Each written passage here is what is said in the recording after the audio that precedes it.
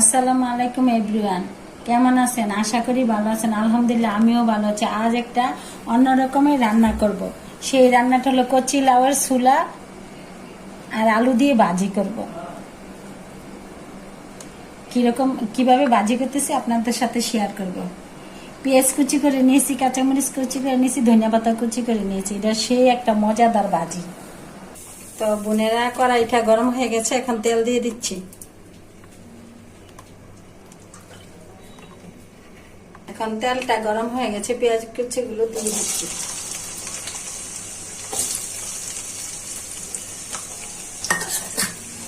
পেঁয়াজ কুচিগুলো ভালো করে ভাজা হয়ে যায়। বোনেরা, পেঁয়াজটা প্রায় ভাজা হয়ে গেছে, এখন ভাজি করবো, তো তার জন্য লাউয়ের ছুলা এবং আলুর কুচিগুলো দিয়ে দিচ্ছি। আর এই ভাজিটা সেই স্বাদ, এটা রুটি দিয়ে খাইতে পারবেন, ভাত দিয়ে খাইতে পারবেন।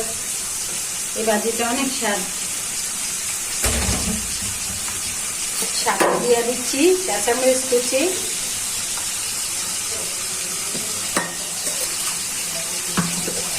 দিয়ে দিচ্ছি স্বাদ মতো লবণ।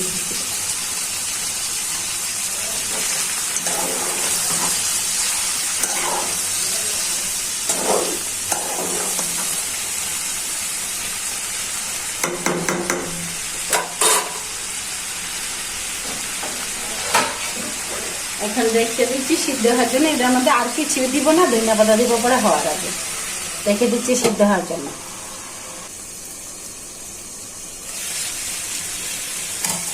বোনেরা, এই লাউয়ের ছুলা ভাজিটা আমার কাছে অনেক স্বাদ লাগে। ছোটবেলা থেকে আমি এটা অনেক পছন্দ করি। আর কচি লাউয়ের খোসা বা ছুলা হলে আর কিছুই লাগে না, আমার কাছে খাইতে অনেক স্বাদ লাগে। আপনাদের যদি পছন্দ হয়ে থাকে তাহলে আপনাদের এরকমভাবে ভাজি করে খেয়ে দেখবেন, অনেক স্বাদ। আর আমি জাল কম খাইতেও, তার জন্য এই সাদা ভাজিটা বেশি করি।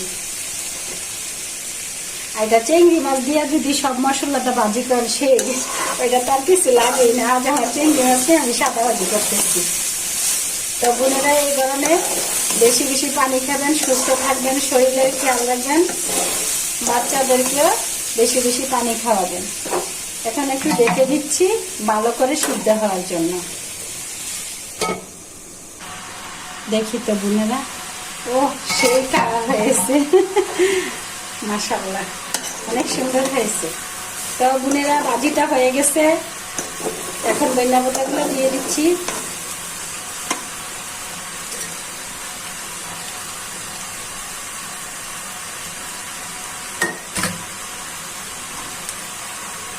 তো বোনেরা, ভালো থাকবেন, সুস্থ থাকবেন। আমার ভিডিওগুলো বেশি বেশি দেখবেন, লাইক করবেন, কমেন্ট করবেন, আমার পাশে থেকে সাপোর্ট করবেন। আল্লাহ হাফেজ।